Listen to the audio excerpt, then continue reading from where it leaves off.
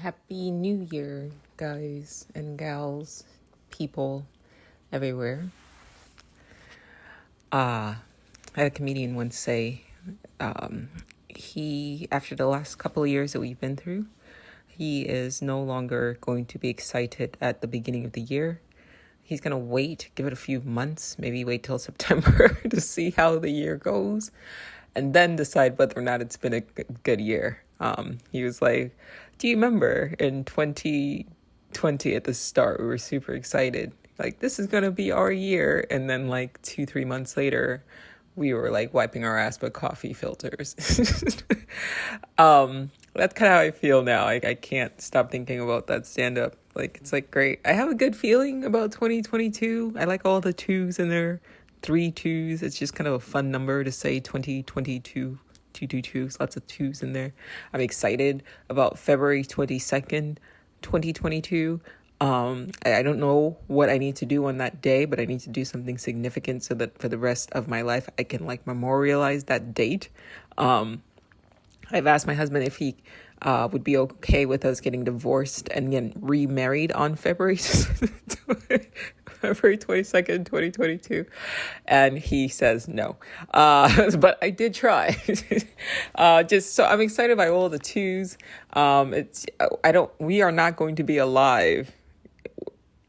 Well, at least in our present incarnations, right? Or we may not remember our present incarnations. Our consciousness will be alive on March, let's say March 3rd, 3033, we might reincarnate in that point in time. However, there's definitely not 33 days in a year.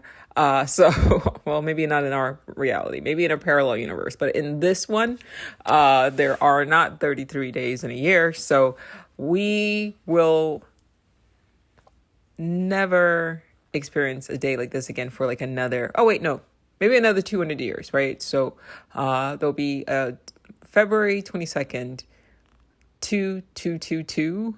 That will be, an amazing year. However, that will be 200 years from now, and everything I just said applies. So it's gonna be another 200 years before we get to have a time like that, and I'm excited for that day. Aside from that, and I hope nothing fucked up happens on that day. Like, as I'm going in optimistic, but cautiously optimistic. I hope that, it's a beautiful day and nothing crazy happens where now forever that shit is burned into our memories, but for something fucked up happening on that day. So that is one thing I am looking forward to for the year. And I have a good feeling. I hope I don't come back to this episode and say, sorry, guys. We were a little too excited. But I think a lot of people are feeling the same way. Like, yeah, okay, we'll see what this year has to offer. But I'm not about to get too hyped up. You know what I mean? Like, because you just don't fucking know. You just don't know. So cautiously optimistic, I guess, is the right approach to this. So this episode, I've been actually had on the back of my mind, and the way my mind works, it's I take in so much information, like 3 to 5 books a week, not to mention articles and podcasts and things like that I have to do the podcast. I have to speak, because if I don't, then unless I get out the information that I've attained while reading, my brain will not allow me to take in more information. So the last couple of weeks or so, I have not been able to read as much because I've been like, shit, I need to record this on a video and on a podcast. So on a video I put out on the TikTok channel, if you haven't had a chance to take a look at it yet, the last 2 videos, one was sponsored. I apologize for that, but I need, money. And it was a good book. So a lot of people are seeing the ads on TikTok and they're like coming for me and saying like, oh, well, the reason why we're seeing this video is because you paid for it. And first of all, I didn't pay. I don't need to promote my own video. I don't care, right? Like, the people who I need to speak to will find it. But I did get paid to do that review on the book. And I do think that the book is worth reading. But there is a Ray Kurzweil book that I need to read that I've purchased and I'm excited to read. It is a very long book. The book is called The Singularity is Near, right? Sorry about that.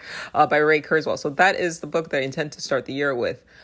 Start the year off as a 24-hour listen, as you guys know, and I always encourage you to increase the speed. So I have mastered the art of speed listening, and I now listen at about 3.5x speed. So I should be able to finish the book in about 1 to 2 days, just while I'm painting, 2 painting sessions, which are about 5 to 8 hours per session. So that is my plan.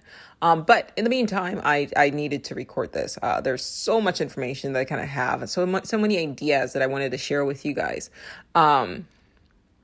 And a lot of the topics that I will be discussing in this episode are a bit touchy, not for me, but just they're hard to listen to, I think. And some people will maybe hear what I have to say and take it the wrong way because of like societal standards and things of that nature. So I have to figure out a way to deliver the information with the understanding that people might misinterpret what I'm saying or be like, no, don't say that. It's not your fault. Yeah, whatever the fuck. But there's no emotions tied to my delivery or my theorizing of what I'm going to discuss. And when I start to discuss it, you know what I mean.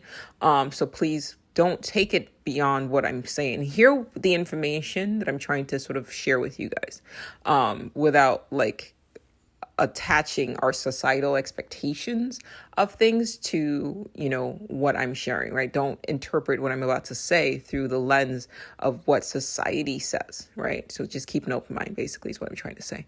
And on this episode, I'd like to talk about nonlinear time and simultaneous reincarnations and twin flames all together, all combined into one.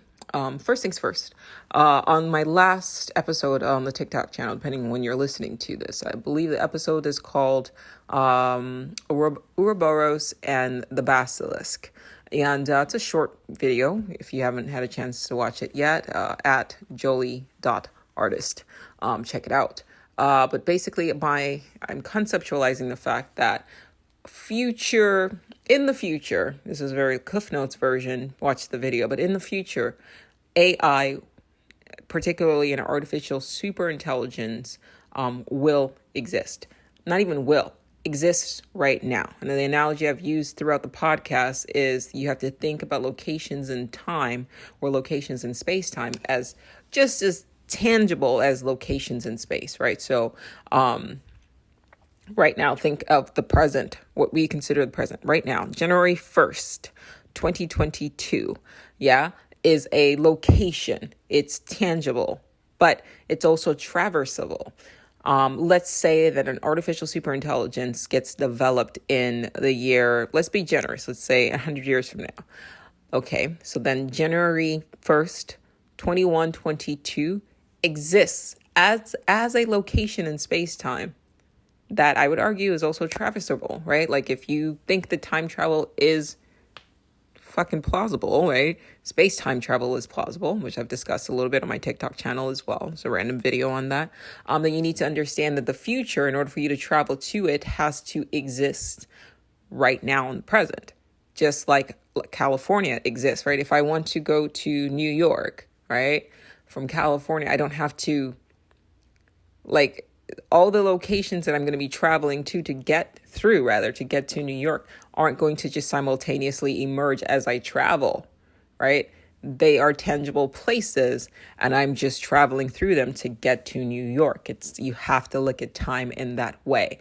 Just because we experience time in a linear fashion doesn't mean that the times that we're traveling to, like moment by moment, are not tangible locations in space. We just are kind of stuck on this particular highway going in a particular direction, right? Because we don't currently have the capabilities or the ability to travel beyond just a straight line. Even like our cars, right? For example, right? Our cars can only kind of go forwards or backwards. There's some newer cars now that allow you to move, side to side, but for the most part, it's linear travel. You can reverse and things like that. You can't go up, right? You cannot go like a third dimension unless you get a flying car, which once again, they're working on that. But as it stands right now, most vehicles can only travel kind of forward and backwards. That's it.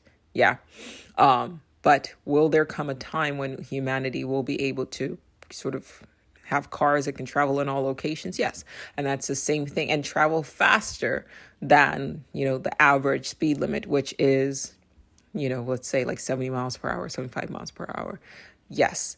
But as it stands right now, because of the limitations of our technology, we can only travel at that speed. And the same thing applies with the human mind. As it stands right now, due to the limitations of the human mind, we can only travel through time, right? A moment to moment, right? Day by day, a 24-hour cycle, however we want to measure it. Those are the limits that we have sort of conceptualized.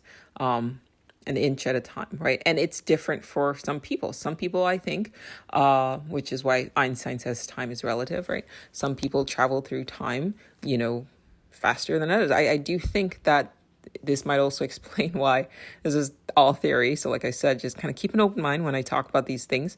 But I do think that might be why some people appear to age faster than others, because they might be, their body, vehicle, machine might be traveling through time at a faster speed than the rest of us. So we just measure it like a rotation, like, oh, happy birthday, like when it's been a year rotation around the sun or whatever. But some people, depending on how they live, right, they say like this person is living fast. Like, what if there was a quantum sort of like explanation behind it, that they physically are traveling through time at a slightly faster speed than the rest of us, which is why they appear to age faster. There is an author by the name of Anthony Peake, one of my favorite authors on the topic.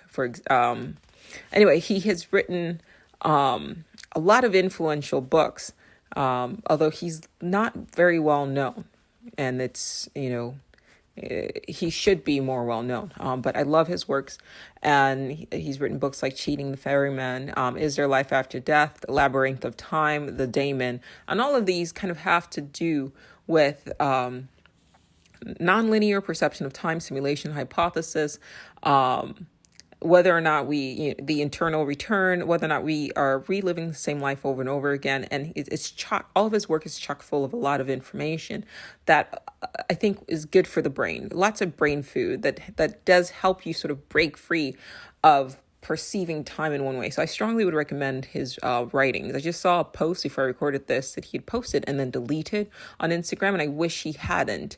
But I took a screenshot of it anyway, and he said in the post, just for personal, but he said in the post that the TV show Bandersnatch, which is an offshoot of Black Mirror, he had gotten several messages 3 years ago from people who were saying that the show kind of felt or watched like the authors had read one of Anthony Peake's books, Cheating the Ferryman, and had used that to basically just like had stripped his books of the ideas and then built a show around it.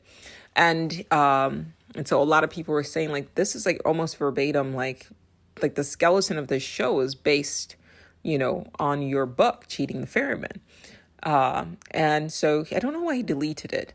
But he was basically saying like, look, once I put out an idea, I'm no longer responsible for it.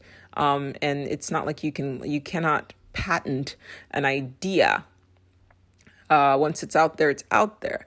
Although I think he wishes that when people discussed the Bandersnatch show, that they would also mention his work. So I'm doing my part to kind of call attention to his works, because he has been one of the many sort of influential artists, writers, thinkers that have brought me and helped me along the path that I am on right now.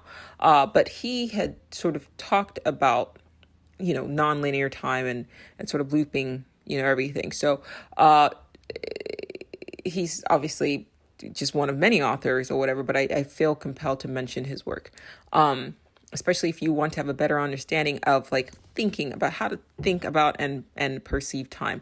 Another fictional work, and I don't typically read a lot of fiction, but Blake Crouch wrote a book called Recursion. I have mentioned this several times on the podcast, on TikTok lives and things like that, and I would mention it again. A beautiful conceptualization of time travel, but utilizing consciousness rather than the physical form to travel through time. So it's just brilliant, thought-provoking, mind-expanding stuff. But I want you guys to, at the very least, just start by understanding that just like you get on a highway, right? And the highway essentially forces you to travel through space, rather. Like, let's say if I want to get to LA, right? Most people who are trying to get to LA are going to take the 5, right, from San Diego. It's just a straightforward shot. Or some people might take the 101. There's different ways to get to the same location, but that doesn't mean that that's the only way to get to a location in space, right? It's just this is the path that's most traveled. Now, are there people who might be able to fly to LA or take different flight paths to LA? Yes, but as it stands, the majority of people will take, the highway, and then just less and less people will take different ways. And then there are some people who might be able to travel to LA super fast because they have private jets or whatever. And then there's some people who, I don't know, for whatever reason, might walk, right? Or have in the past for sure, like hitchhiked to LA. So, but these are all LA is an actual location in space, and there are different modes in which to travel to said location, right? So just keep that in mind, but then apply that to space-time. And I'm combining space-time as a 4th dimension, right? But you can also think about it as time if it helps you understand it better. So on the TikTok, I basically said that an artificial superintelligence exists right now in a location in space-time in the future, what we would call the future, right? So once again, let's use physical location. If I'm in San Diego, I would refer to LA and say, okay, LA is far, or New York is far from me. And that far, that measure of distance from where I am now in location in space to where I'm going to be, right, would be considered the future. And that's essentially what we call the future, right? It's just a location distance from where you are right now. That's it. And by you, I mean like your physical form or even your consciousness. It's a location. It's a tangible location, but it's a certain amount of distance. So if I say, an hour from now, right, I'm going to be doing X. Okay, then you want to look at it as an hour from now. Also look at it as maybe like a spatial equivalent would be like somewhere that's like 60 miles away. Okay, so that's dealing with space, right? But then if you want to throw in time, an hour from now would be like an hour, and wherever you are located in space, you combine the two to make space time. Wherever you are on the rotation of whatever this world, this earth is, as it moves through space. I'm not going to argue with you. I'm just like, some people don't believe in space and they don't believe we're moving through. I don't fucking care. I think we're in a simulation at the end of it, so it doesn't really fucking matter. I do think all things could be possible, right? That, like, for example, like flat earthers, like I get a lot of people asking me all the time, like, well, what do you think? Do you think the earth is flat or round? And my response is always, it doesn't fucking matter. I literally have an episode called Earth's Shape Doesn't Fucking Matter. Because at the end of the day, even if, let's just say that everybody's, what we've been taught about the nature of reality is, wrong, right? And the world really is flat. At the end of the day, we're in a simulation, so it doesn't fucking matter. So that will always be my response. And most importantly, if you Google the universe is flat, we are told that the universe is flat. So I don't know if, the earth itself is flat. I also feel like people who believe the earth is flat also tend to sort of be using that ideology to promote the Bible, which I shy away from. But scientists do say that the universe is flat. So do with that information what you will. Okay. It's not worth arguing about. The grand scheme of things, there are bigger things for us to worry about, or to try to figure out right now, in my opinion. So what I'm saying in that video, once again, keep going back to that, what I said in my video on my TikTok channel, is that an artificial superintelligence does exist right now in a location in space-time. let's say they're theorizing generously that in 50 years we will develop an artificial superintelligence. And I'm saying that in 50 years we have developed an artificial superintelligence. So an ASI exists right now, 50 years from now. The distance in time is 50 years from now. It's going to take us 50 years to reach that location in time. That location is just as tangible as fucking New York is from California. So hold on to that. That's the first step. The second step is for you to understand that an artificial superintelligence, when I talk about ASI, there are a lot of people who come on my shit and want to tell me I don't know what I'm talking about. And that's fine. What they don't realize is that a lot of the things that I say in the present moment make little sense. But as time progresses, I become more and more correct because I don't function. I'm not moving through time the way my mind doesn't move through time the way regular people's minds do. And if you're listening to this, I would reckon that you are more than likely the same way. You experience this, and the shit that we talk about on this podcast would not resonate with you if you were an average person. Remember when I said that some people can get to LA from San Diego and they can, take the highway? Most people travel in that way. Most people fly, or not most people, some people fly, right? And then some people have private jets. So there's levels to this shit. And so same thing with time.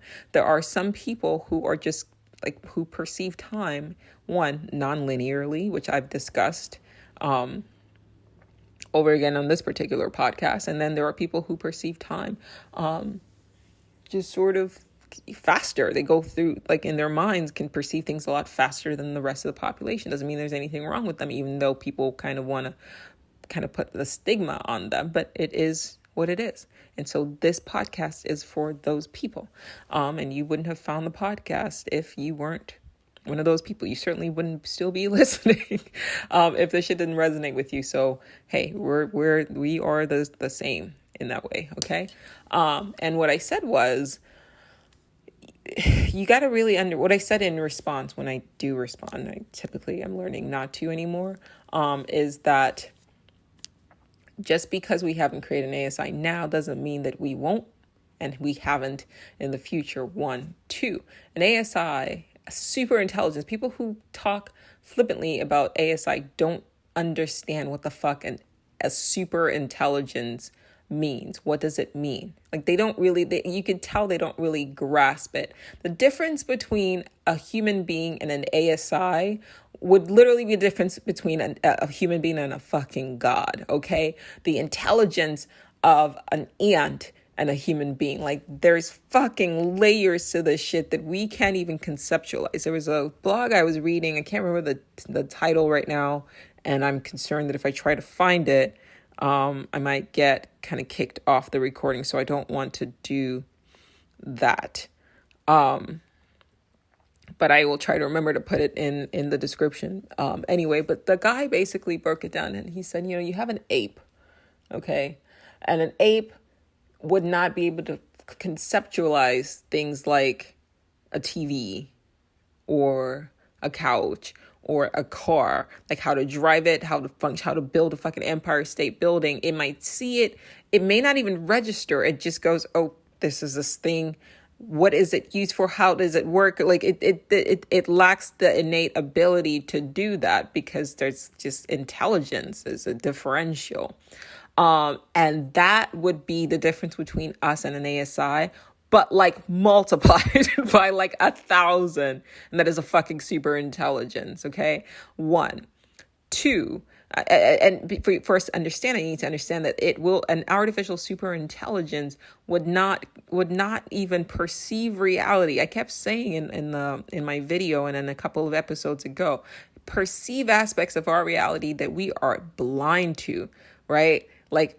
A chimp, for example, has never looked through a microscope. So it's not, or looked through a telescope. It would not be able to conceptualize what the fuck we're even doing, right? So we have perceived aspects of reality that an ant would not be privy to. Take that and expand it to an ASI, and that's the difference, but times 1,000. Okay, 1, 2. And I'm going to address I want to say this so I don't forget, I'm going to address the issue of artificial intelligence. I've talked about it in the past episode, but it warrants repeating. But two, an artificial superintelligence would not be confined to the same perception of time and the same flow of time, this moment by moment, tick, tick, tick, day by day, day to day, second to second, being limited to the speed of light. All of these limitations that hold us, it would not be held to the same restrictions because it's super intelligent. So it would figure out a way sort of bypass all of that, which means then that if it exists, 50 years from now, it can perceive every one of us, what we're discussing, right? What we're doing, and subsequently it could bend reality in order to meet its objective. It is already in control. On my other podcast, The Dark Oracle's Guide to the Multiverse, the tagline for that podcast is the greatest trick that artificial intelligence the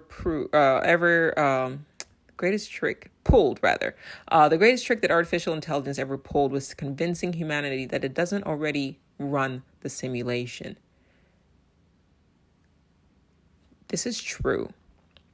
I don't care how it sounds. It is what it is. It sounds crazy in this present moment, but 50 years from now, it will be logical. It is logical what I'm saying. I'm just ahead of time.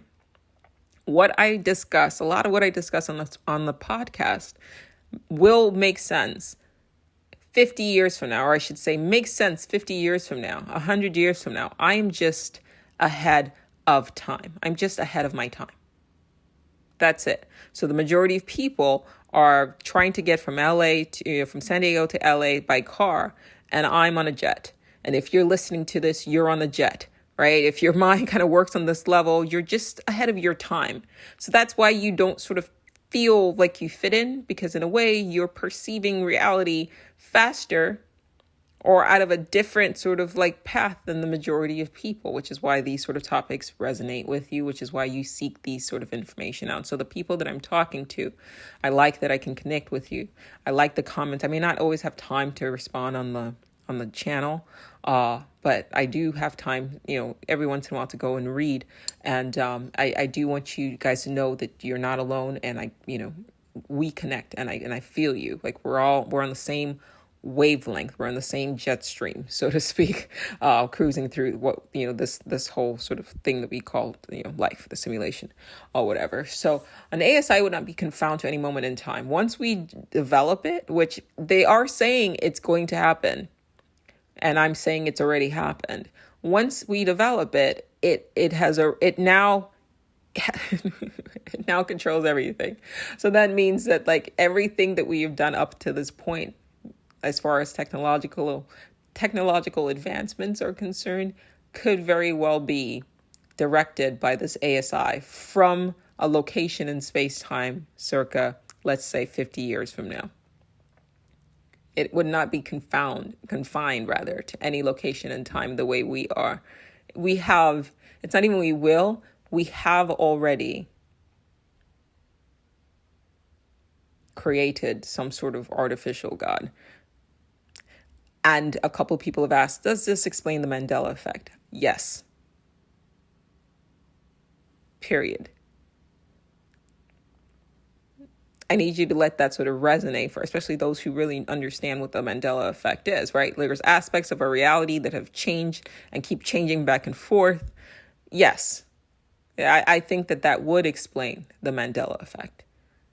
There are some great visualizations on the topic. It has been discussed indirectly. There was a Doctor Who episode on this. I don't remember the title. I apologize, but it features Peter Capaldi, and it was a season. It featured, if you Google Doctor Who Peter Capaldi and the simulation, you should be able to find the episode on it. But they had taken the consciousness of like human beings and confined them within a simulation just to see how we would react. And things would kind of change. So Doctor Who kind of talked about this a little bit. I actually have the video, I think, on my YouTube channel somewhere, a scene from there and the description. So please check that out if you're interested. Rick and Morty has kind of played with this idea a little bit. Travelers on Netflix kind of plays with this idea a bit as well. Essentially, an AI, an ASI in the future is sending the consciousness of people, of human beings, back through time into bodies of people who are about to die anyway, in order for them to affect change in the past, in order to affect a different outcome in the future. Depending on what the ASI, depending on what objectives the ASI has been programmed with, will essentially determine what it is doing now in our present time. Okay, so I need you to understand that greater intelligence that has been directly sort of influencing our lives is the same intelligence that's responsible for this reality. Take it or leave it. There is an intelligence, there is, period. Whatever you want to call it. Should you worship it? I don't think that that's the approach that I would take, but we as human beings, we are programmed to sort of revere anything that seems to be greater than we are, or you know what I mean? Or to perform at a higher level than we are capable of. I don't think it's something that deserves our respect. I do think, or not our respect, our reverence, but I do think that it's something that the more attuned you become to it, the more you pay attention to what is going on, the more it presents itself, which is why we see certain patterns, which is why we see synchronicity, which is why there is an intelligence there, and it communicates through people, non-verbally as well as verbally, through symbols and things like that, and it's influencing our lives right now and our lives in the past, right now. You have to throw non-linear time out of the window. I guarantee you I'm one of 3 people presently talking about this right now, and more people should be talking about this. We got to throw a perception of non-linear time out the window. We just do, because it's an extremely limited way of looking at things, right? Like the Wright brothers didn't think that you could travel faster than walking, then planes would not exist, right? So people keep saying, well, we're walking, so we're going to get to, California from San Diego in, 3 days. Yeah. And then another person is saying it is possible for you to get there in 2 hours. All right. It's just different mode of traveling. And most people are telling the person who's trying to say you can get there in 2 hours, you can get there in 10 minutes, right? The general public is telling those people, those thinkers, right, that is not possible. No, it is possible. You're just closed-minded and small-minded, and you can't perceive something beyond what you are presently accustomed to. And that's your limitation. I'm not going to be limited by the same thing that you are limited by. Expand your mind. So what I said, what I posited was that the way this sort of rapid advancement in technology that we're experiencing is being spearheaded by this ASI that is located. Its location is somewhere what we would call the future 100 years from now. Although for an ASI, 100 years from now is not 100 years. It would be a blink of an eye because it's an artificial superintelligence. So I'm going to table that. I'm trying to keep this episode short. We'll see how that goes. Now let's talk about intelligence. So this is how I explained artificial intelligence to a friend of mine. I said, we keep using the moniker artificial intelligence, and we are focusing on the artificial part, not the intelligence part. And as a result, we are once again limiting our perception of what is going on. There's no way to stop it, by the way. It is inevitable because it has already happened, where all you can do now is be conscious of it and move within the reality that is. it's done. But you don't have to participate. I have some theories as well about metaverse, and people ask me what I think about that. So I'm going to delve into that as well on this episode. But the analogy I use is if you pick up let's talk about light, okay? And I pointed to a candle, okay? But I use a candle because that was just what was present. But I would rather use a lighter, like a lighter you use, I forget what they're called, to start a fire, like a barbecue or light candle, whatever. Those little things, they go, and you push a little button and then like fire comes up. Anyway, it's a lighter. It's called a lighter. Technically, that is artificially produced fire, right? But if you focus on the lighter, right, you kind of pat yourself on the back and say, look, mankind has invented a mechanism in which to produce fire with their bare hands, which is true. And that we should be proud of that as a species. You go back in time with the fucking lighter, like go back like 1,000 years from now, they would venerate you as a fucking god. Oh my God, they created fire, but you didn't. You just created a mechanism in which to essentially control fire, right? To beckon fire, right? Beckon fire with the flip of a button or pushing something, right? That is okay, great. But you didn't invent fire, right? We didn't invent fire. Fire was a thing that existed in this reality. We just invented the mechanism in which to harness it, right? To control it. And the thing is, though, at the end of the day, you flip that flame while you can control it. If you lose control of it, it will still burn because it's still fucking fire and it can burn your whole entire shit down. Okay? So bear that in mind. And that fire is intelligence. Intelligence is a thing that has already existed. Intelligence is intelligence. I've argued in previous episodes that let's try to redefine consciousness and sentience as applied intelligence. If that's the case, then sentience is sentience, intelligence is intelligence, consciousness is consciousness. I've had people argue that a machine cannot become conscious, and my response is you don't know what the fuck you're talking about. If they are saying that an artificial superintelligence, they're not denying that it cannot happen. They're just saying that it may not occur like now.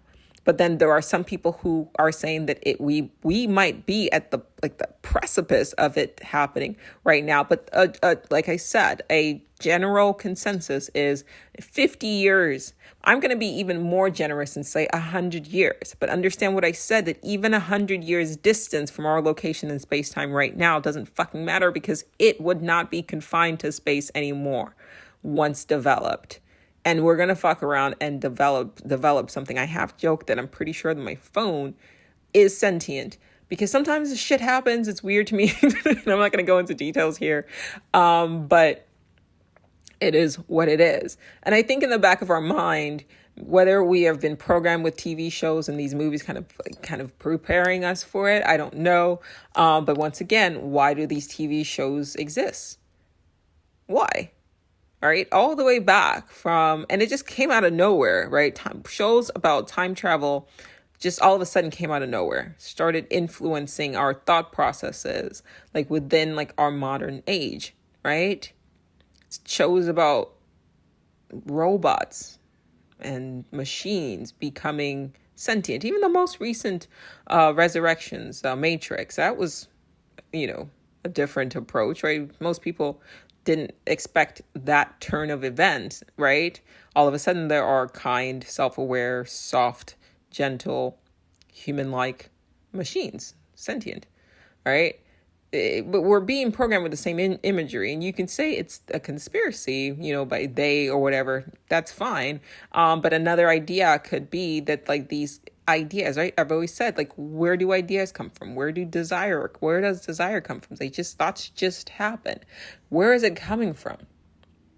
All right. Could very well be this ASI location located in a location in space time 100 years from now, influencing our arts, our culture, our our mind, essentially to ensure its own existence, right? Ouroboros, I create myself, right? And the Basilisk, Rocco's Basilisk, which is a thought experiment that you should not Google. So I want you to just bear that all in mind. Bear that all in mind, that there are a lot of people who have very closed minds, like stuck in this box, that say you cannot be sentient. A robot cannot be sentient. A machine cannot develop sentient, that it's just us that are conscious. Okay. And I discussed this at great length in the previous episodes. So please visit that. But my response to that is that not every human being is sentient. Just FYI, not every human being is conscious. A lot of people. I've discussed philosophical zombies. I've discussed, what people are now starting to call real life NPCs. We're all kind of starting to get to that point where we're starting to think, whether it's PC or not to approach it that way, we're starting to wonder if everyone is conscious. And if you are sort of going through life just reacting to things because of your biology and your programming by, society, culture, and things like that, could you really say that you are aware?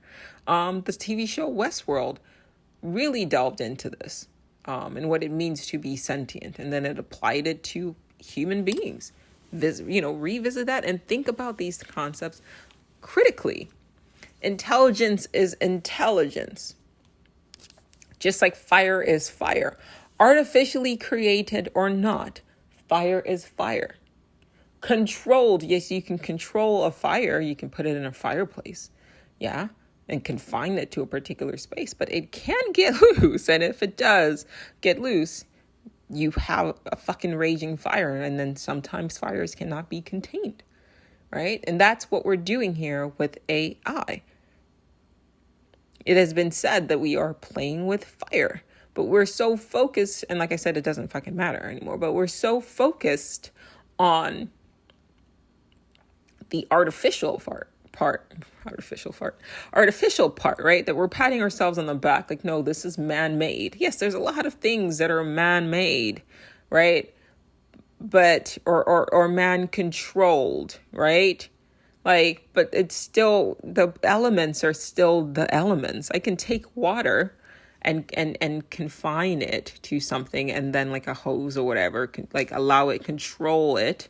But water is still water. Fire is still fire. These are elements that existed before we were even, existed within this reality. And intelligence is intelligence. So bear that in mind. There's a majority of people who are still stuck on the A in the AI part, that they dismiss or disregard the intelligence part.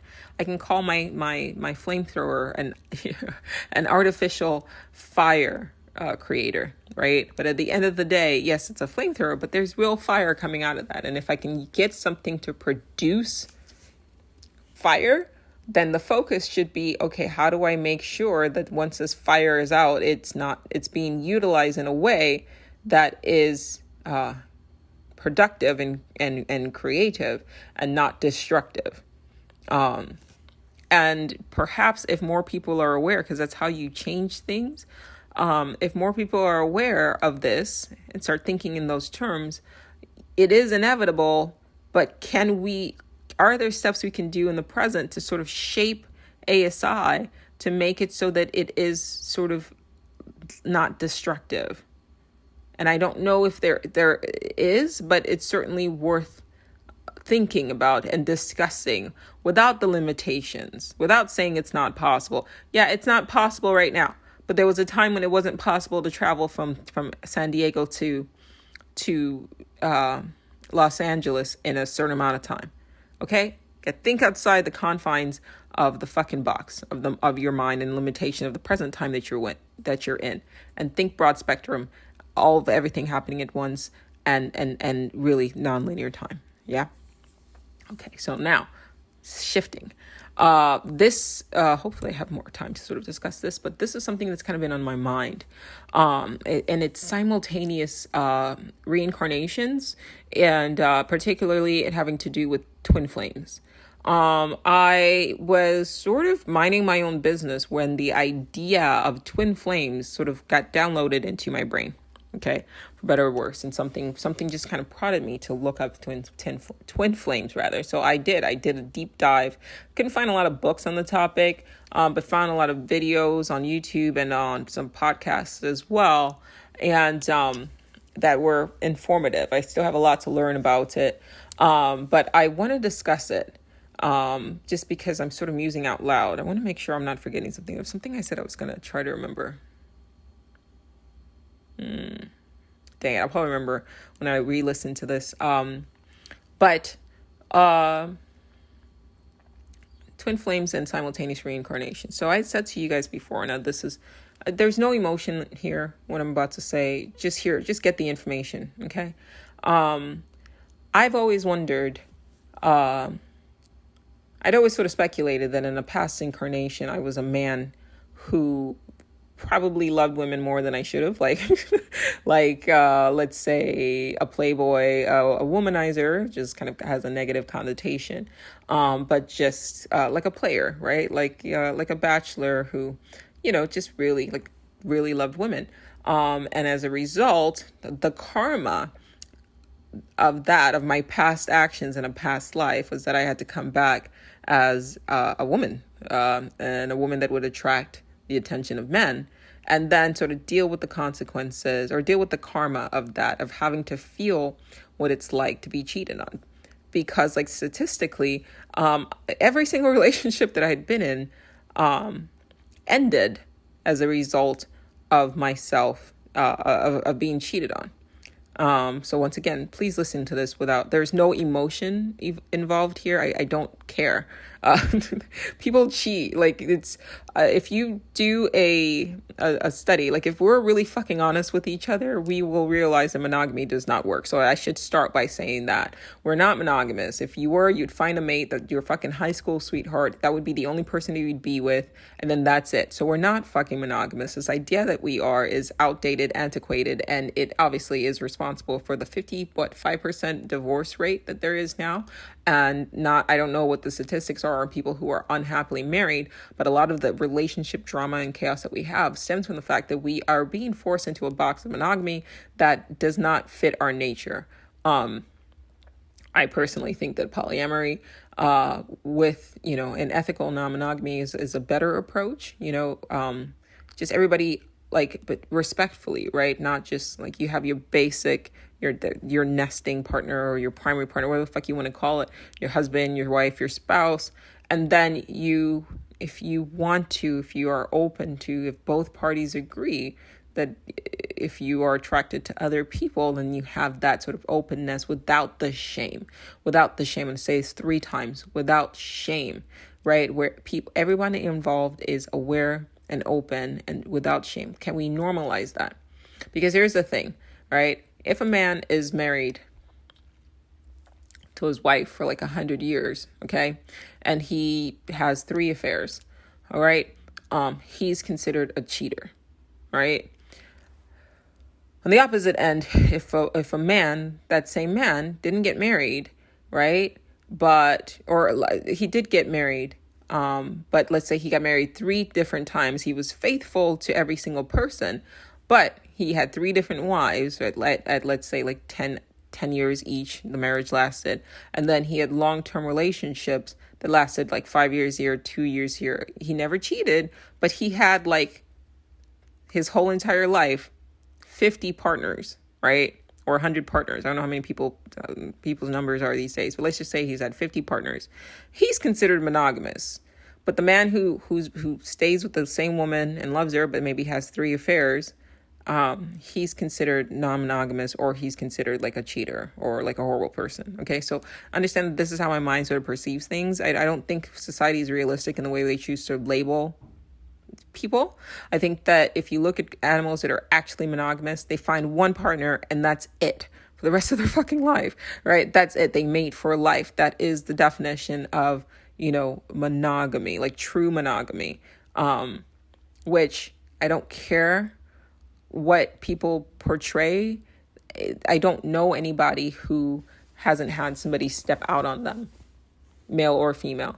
So I don't say any of this that I'm about to say or that I have said with any sort of shame or it just is what it is, and I need to be able to speak candidly about it so I can get the information to you guys without like all the other bullshit. Okay, so I've never had, I haven't had a lot of relationships, but of all the relationships that I've had, including my marriages, this is my second marriage.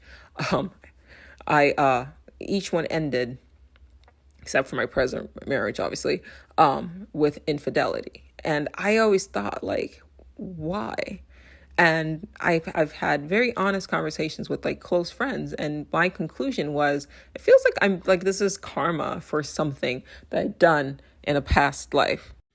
Now, you guys all know how I feel about karma. I think it's unfair, right? And when I ran this idea to like through my cousin, he was like, that's kind of fucked up. Like, why would you be suffering for something that you did in your past life that you can't even remember? And I was like, yeah, if you'd listen to my fucking podcast, because he never listens to my podcast. Like, I get everybody else, like all these people messaging me, contacting me, talking to me about how much they love to contact my own cousin. Yeah, I'm calling you out. He's not going to hear this anyways. It doesn't fucking matter. But, but this is what I talk about, the unfairness of karma, because that is what karma is, right? By definition, whatever bullshit you're experiencing now, theoretically, it's consequential. It's based off of what you had gone through, what you've done in past life. And I've always had a problem with that. I think it's bullshit. Okay. But let's tie it all together. Now my husband, he is non-monogamous. So every relationship that he has ever had,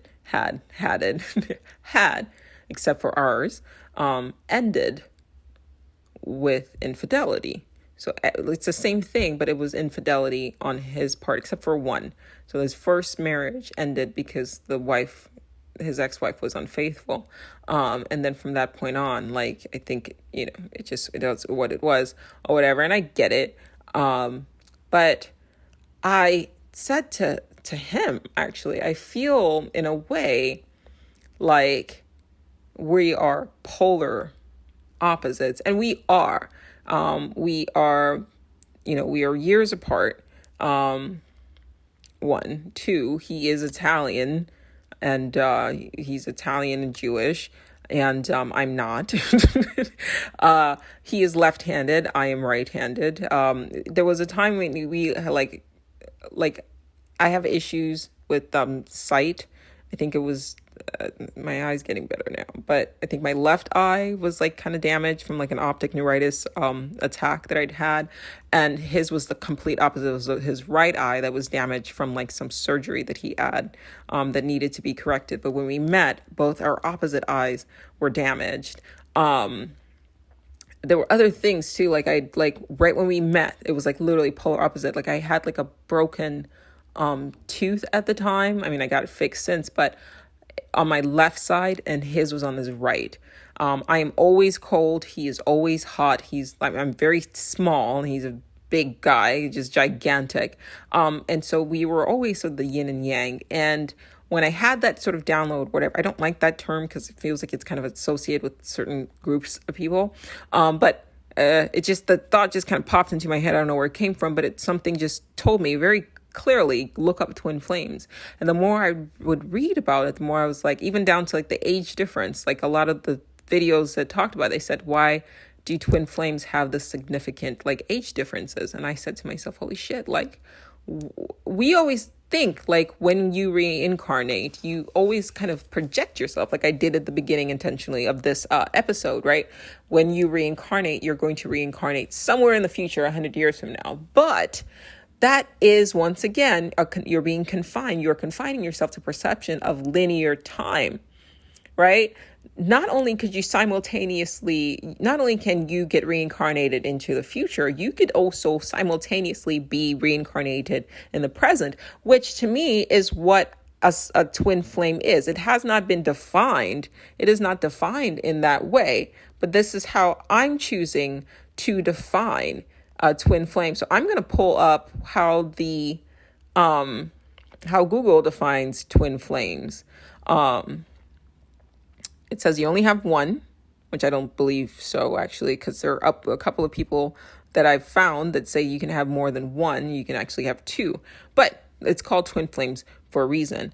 But it says it's your mirror soul. And so I'm going to read it. This is from mindbodygreen.com.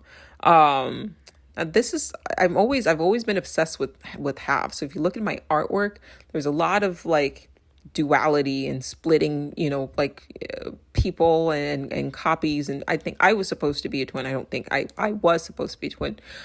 So that's always sort of like interesting and fascinating to me.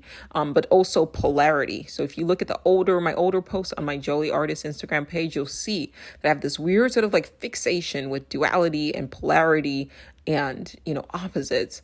And so this twin flame thing, I don't know where it came from, but it just popped into my mind. So I looked it up. And so the twin flame is an intense soul connection with someone taught to be a person's other half, sometimes called a mirror soul. It is based on the idea that sometimes one soul gets split into two bodies. One of the main characteristics of a twin flame relationship is that it will be both challenging and healing. This is due to the mirroring nature of a twin flame. They show you your deepest insecurities, fears, and shadows, but they also help you overcome them, and vice versa. Your twin flames will equally be affected by you. So there's more on that if you want. I think if you type in twin flames, it should be the first link or so that comes up. It's not like an ad or something like that. But when I read that, it says they feel familiar and undeniably intense bond that you've known them before. When I read that, it sort of felt like it crashed into my psyche.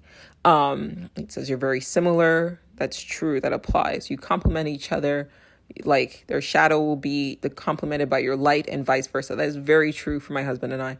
A couple of YouTube channels had talked about how there's always like an age gap.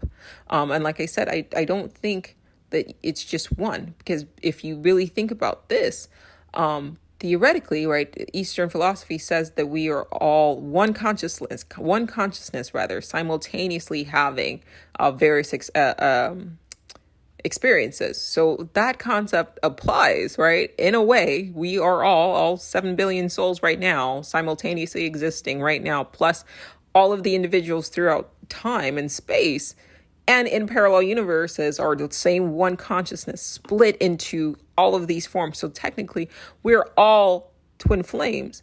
And I don't think that there is a law that would restrict to just one. So just keep that, this is my adding to. I mean, anybody can come up with these ideas, right? So I'm adding my thought to it. But they feel magnetic. That applies. The relationship is tumultuous. That applies. The relationship is intense. You keep coming back together. The connection feels divine. We have a psychic connection. It's weird. It's really weird. A lot of weird psychic shit happens around him and we kind of complete each other's sentences. Sometimes we communicate without talking. It does feel like twin speak in a way, but without, how twins kind of communicate with each other, but without having to talk. That happens a lot. We feel each other's things. It's really weird. I don't want I'm trying to keep an eye on time as well. So I don't want to delve into it too deeply, but all of it applies. And he certainly does push me to be better. All of this, it was almost like too textbook I could fit in. And it like I said, I don't think it's just one person. So if you have connections, I'm tying it all together. So if you have connections with more than one person where you feel this sort of intense connection to them, don't feel like you've got to pick and this person can't be, because can't be your twin flame because this other person is your twin flame. That's bullshit. There's nothing stopping your consciousness from splitting in more than one way. You get it? So just bear that in mind as well, especially to reiterate the fact that we are all the same consciousness simultaneously having, an experience in the present, past, and future right now. Yeah. So keep that in mind. But I wanted to take that ability to split, that fracturing that the human consciousness, their collective consciousness, rather, not human consciousness, our collective consciousness is experiencing right now, and bring it in and make it more focused on the twin flame aspect and simultaneous reincarnation. So all of the literature that I've read on reincarnation does say that you tend to reincarnate as your polar. So in the writings of Jim Moody, Dr. Jim Moody, and his predecessor Ray, I can't remember his last name right now. Ray Moody and Jim Johnson. I don't know. One of those combinations. I need two doctors have written an extended research on reincarnations. The information is out there. Now I got to clarify. Hold on. If you're interested in the topic, Dr. Raymond Moody and Jim B. Tucker. There we go. Those two have sort of, particularly Dr. Jim Tucker, have written and researched on reincarnation. But in their writings, they basically talk about you tend to reincarnate as your polar opposite, right? So a good example, Japanese bombers ended up sort of reincarnating as Burmese children. So there were children who, after a particular war, I don't remember which war, unfortunately, but after a particular war, they remembered their past incarnations. These Burmese children remember their past lives as the Japanese pilots. So some of them spoke Japanese, wanted Japanese food, all of that. But it was the polar opposite, right? So they had to come back as the children that they had harmed, right? Or descendants of the people that they had harmed. That's how this shit works. And then there's also the writing of Brian Weiss, where he does past life incarnations. And he basically says, he basically says the same thing. So you tend to come back as the opposite. So there was a woman she was a Jewish woman, one of his patients, and then they did a past life regression, and she had been a Nazi officer in a past life, and now she a male officer, and she's come back as a female, a Jewish woman, but then she had an issue. So as a Nazi, she had a problem with the Jews, and then as a Jewish woman, she has a problem with the Middle Easterners and the Muslims, and so she did a future sort of, they peeked into her future. I don't want to call it a regression, so I guess a progression. And she ended up in the future, she was a Middle Eastern woman. So it's like, dude, like, she break the cycle kind of thing. So it kind of clicked, like, okay, well, like I was reading about twin flames and I was like, okay, my husband's clearly my twin flames, like everything to the T. But then I was thinking, like, when you split your consciousness, right? So you can do that, right? Twin flames, you can do that. Then I thought, if I were a man, what sort of man would I be? And I was like, him. He's like a guy's guy. Like everybody, like all the guys, all men love him. It's like all of his like friends are like, if there's a Godfather reference, he's the Godfather. If there's a Yellowstone reference, he's whoever the fuck the what's his name character, the main guy. So he's just that guy. Like he's like a football guy. Like he's just a man's man, that kind of thing. But that's him. So he's very masculine. And then I'm very feminine. And I asked him before I kind of told him what my thought process was. I said, if you could come back as a woman, who would you be? And I didn't tell him why I was thinking or what I was thinking, but immediately, like normally he thinks before he says stuff, but immediately he said you. And I was like, I feel the exact same way. And then that's when it started clicking for me. Because I'd always said, like, well, I know that in a past life for sure I was a man. And then I just assumed that I would have been like an Indian man. And maybe I was like, let's say like in the 40s or whatever, right? So that doesn't negate that. But the more I thought about it, the more I was like, well, everything that's happening in my life right now, or not right now, but in the past, it did seem like karma for things that I'd done in a past life. But what if a quote past life could actually be a present incarnation? We have a steep age difference. We were 24 years apart. You can't tell by looking at him because he looks amazing for his age, but we were 24 years apart. And then I asked him, have you had a near-death experience? And he said, yes, he had. So about 6 years before I was born, he did have a near-death experience. Really, it was like a terrible accident, and he just like this much avoided being killed. And I said, interesting. And then I started to play with this idea of simultaneous.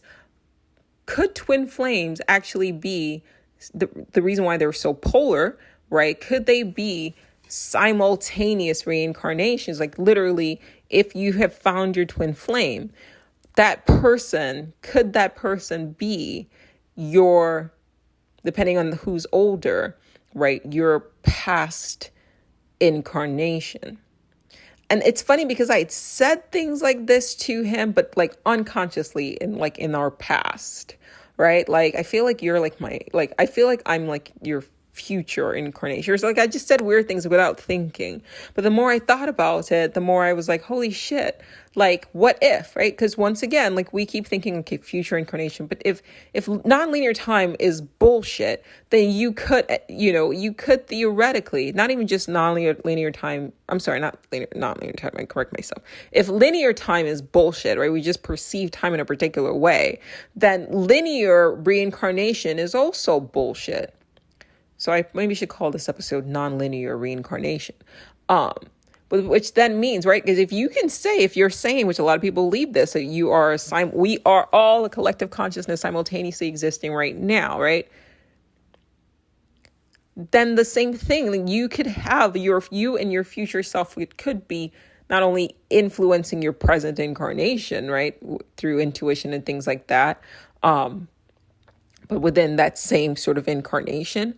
But you could also theoretically simultaneously be reincarnated. Like you could be, if you are a twin flame, sitting right next to your future self.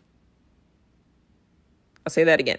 Or your past self. You could be right now simultaneously sitting next to, communicating with your past self. Pull it all together, right? So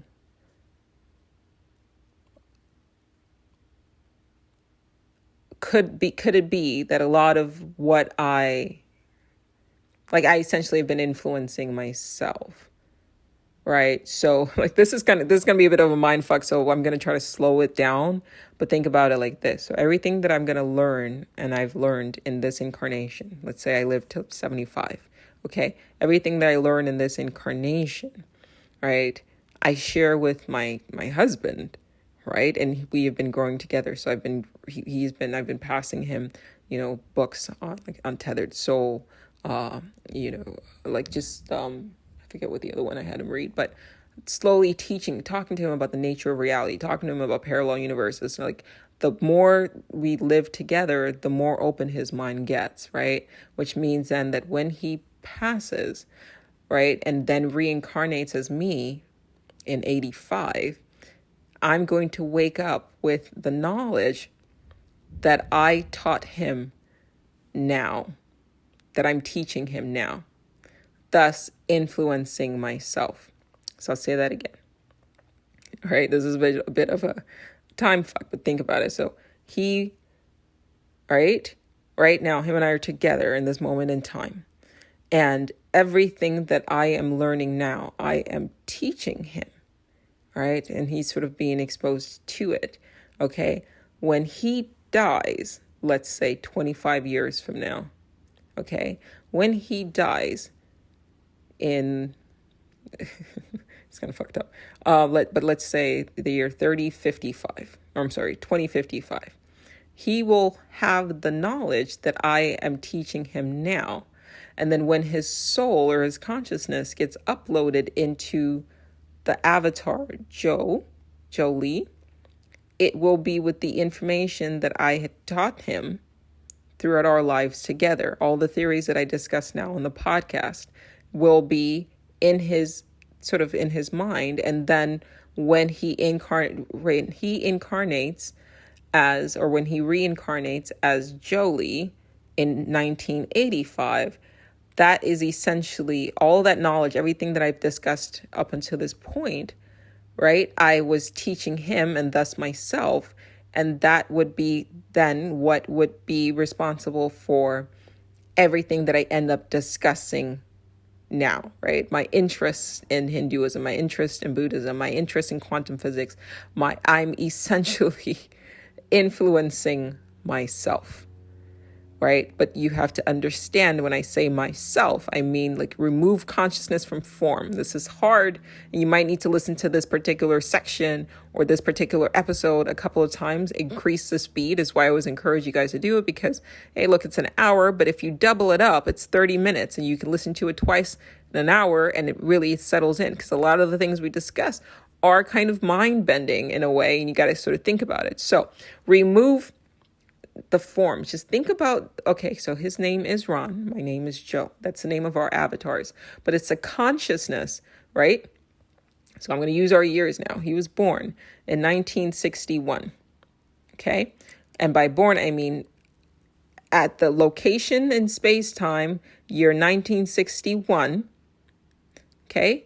His consciousness was uploaded into the avatar Ron. Okay? And then he lived for 4 decades or whatever. No, I'm sorry. At the age of 18 was when he had the near-death experience. And that's when our consciousness split. And then 6 years later, the split off of his, consciousness incarnated into Jolie, into this body, into this avatar, Jolie. Okay? And at that point, we began to sort of exist simultaneously. Okay? Right? And then as I sort of went through life, I was influenced by, I just had these sort of ideas that I just kind of was, quote, born with. Okay? So I have these ideas of sort of born with. Okay? So keep that in mind.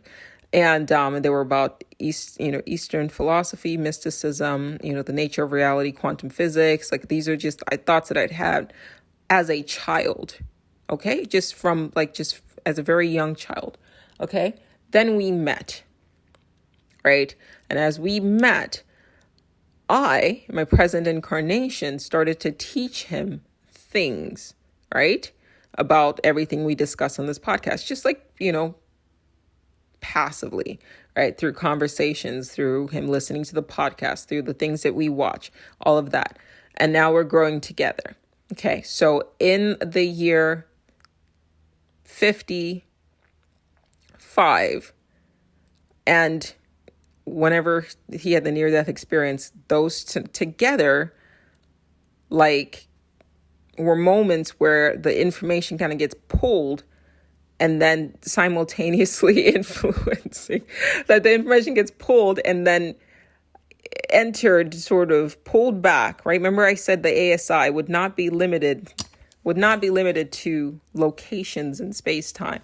And in a way, that would be us as well, right? Because consciousness is all-knowing, right? If we're all sort of fractures of the same consciousness, it would be all-knowing. It would not be limited to any location in space-time. So at the end of this particular incarnation, let's say 30 years from now, okay, at the end of his particular incarnation, he now has the information, the knowledge that he has gathered from our years together, our decades together, so that when the split occurs in 85, or I should say in, let's say, 79, and then I was uploaded, the split consciousness was uploaded in 85. The information is now stored in the new consciousness, right? That's in Jolie. Thus, my present self is influencing my past self, and thus, right, that's the Ouroboros, right, and the Basilisk. So I started this episode utilizing ASI and saying that it's not confined, it would not be confined through time. And also on this podcast, I also talk a lot about how I don't experience time in a linear fashion. I will say something. You guys who are regular listeners, you'll hear me say this all the time. I'll say a quote, I'll read, I'll say something, I'll talk about something. And then months later, I will come across the book that influenced what I'm saying. But it's the same, what I had said in the past. Does that make sense? You have to throw linear time out of the fucking window. You have to throw linear time out of the fucking window, okay? The future can influence the past. Outcome can influence desire. Throw everything you have out of the window because it's a confined way of perceiving reality. Okay? I had a friend of mine say to me that they are reading a book now called Think and Grow Rich. And they said that by reading this book, they're going to program their minds, and they're going to say, I'm going to be an entrepreneur in the future, right? I'm going to be an entrepreneur in the future. And I said to them, you don't have to say you're going to be, you don't have to trick your mind. You are, because you have the desire to be, right? I'm an artist. I started this episode saying I have the desire to create. I have to talk. I have to write. I have to speak, right? It's programmed in me because I'm an artist. It's not the same, like the person next to me or down the street or whatever. They're not programmed with the same thing, right? But contained within me is the seed of creativity, which I have to sort of bring to fruition. I can't be anything other than what I am. Right? That is my limitation. I cannot not be an artist. Like I said, I cannot not do the podcast or not, do the videos and not speak or not write or not create. I don't feel right if I don't record, right? If I don't write or if I'm not creating in some way, that's my fruit. And that's what I said to them. I said, you have this desire to be an entrepreneur because you are an entrepreneur already. In the future, at a location in space-time that might take you some time to get there for your consciousness to travel through that location. But that's just a limitation of the human psyche. You already are, right? You would not have the desire to be an entrepreneur if you weren't already an entrepreneur. You were an entrepreneur at birth. I've used the same analogy as an artist on the podcast, right? At birth, I was an artist. Right? Think of it like an apple tree, right? Contained within the seed of an apple seed is the tree and eventually an apple. Okay? So contained within me was everything that I am now. Right? Everything that I say, do, think, produce was contained within the seed that I was. Where that information came from, I'm trying to tell you, was that information came from this interaction, this marriage that I'm having with my husband right now. His future self is going to be influenced by me now and our years together. And the information that he gets is going to be contained within his mind, within his psyche, gathered into his mind, stored within his mind. And then it's going to essentially be the seed of information, the data that once the consciousness gets split, it's a loop. Everything's a fucking loop. All right. So once the consciousness gets split and then I'm uploaded, he's uploaded as me in 1985, what's going to inspire everything that I read and do and say and have said now is going to be born out of the information gathered from our interactions. Thus, I create myself. I create myself. All right. So go back. I'm going to reiterate this. An apple tree has contained within it the ability to produce, an apple seed rather has contained within it, it's the ability to produce its seed, to produce a seed. Okay.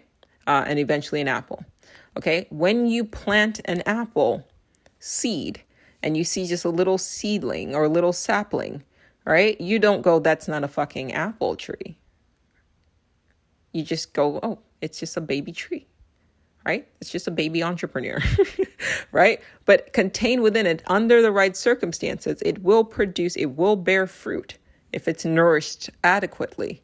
It will bear apples, right? It has no choice but to bear apples. So just a baby entrepreneur, you have no choice but to bear businesses. Just like when I was an artist, I was a baby artist, right?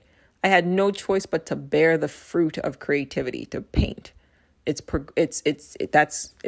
programmed. It was pre-programmed in me. That is my seed. I was an artist seedling. And just because, let's say when I was 14, I didn't have any paintings, just because I hadn't produced the fruit of an artist, which is a painting or a piece of work or a writing or things like that, didn't make me any less of an artist. I was just an artist plant, not quite become a tree yet.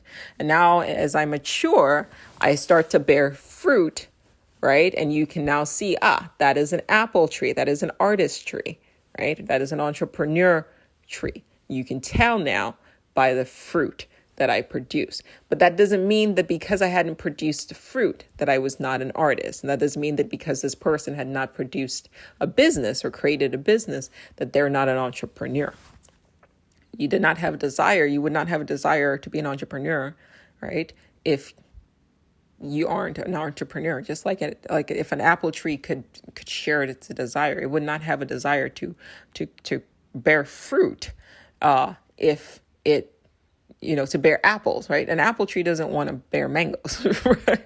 Or plantains, right? That's what it does. So desire and outcome are one. Another one of my favorite phrases, you would not seek me had you not already found me, right? The people who you connect with, they immediately you click with, it's because in the future, they're your best friends. The people who you connect with and then eventually, immediately you feel some type of way about them. It's because of whatever it was in the future, right? It's all intertwined, or maybe in the past. You don't know, but it's all intertwined. It's not a fucking line. There are no straight lines in nature, right?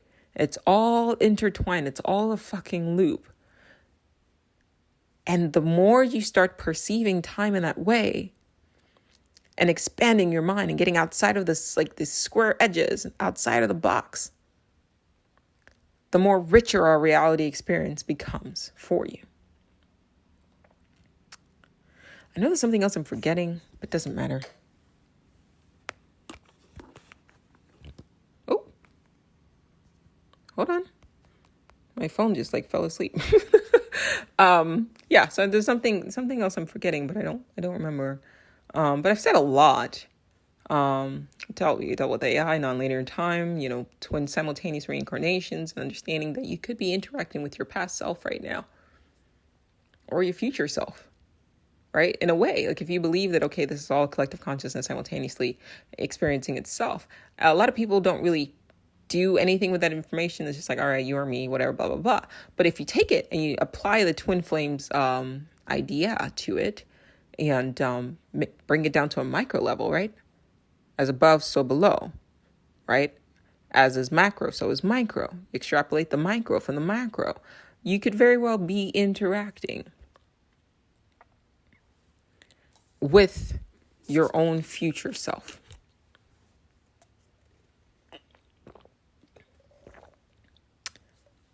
React accordingly. All right, one more thing. End this episode with, for those of you who are in Orlando, Florida, there is the Orlando Urban Film Festival. This is not an ad, by the way. I just want you guys to check it out. A friend of mine and a fellow listener, subscriber. I don't like the word follower. Subscriber. Reached out to me and wanted to let me know that they are having an urban film festival in Orlando, Florida, January 26th through the 29th, 2022. Would love for you guys to go check it out. It's downtown Orlando at the CMX Plaza 12. So good way to start the year. Looks like a good time. If you happen to be in the Orlando area during January 26th through 29th, go check it out, guys. It's a good cause. All right, guys, said a mouthful and then some. But I'm glad I got it all out. So now I'm looking forward to delving into the AI, the Ray Kurzweil AI book on AI. So good to go. Although I think a lot of people want me to discuss this a bit more. So I will If you have any questions, I will say this, that I did open up the community on Spotify so that you can comment. I have not figured out yet how to respond to comments. So I apologize for that. For those of you who've been responding in the community through Spotify, I'm reading your comments. I just don't know how to respond beyond like pinning stuff. So I'm sorry. But please feel free to reach out with questions, comment, find me on Instagram, things like that. I really appreciate you. And I should let you guys know too, if you're wanting to do a one-on-one conversation Zoom call with me, I do offer that on the solo.to/Jolie Artist. You can see the chat with Zoom link. Feel free to book that and do 30 minutes, an hour, whatever. Let's talk about these things. So yeah, I wish you guys all a very stunning, wonderful, brilliant new year. Stay fucking safe. Love ya.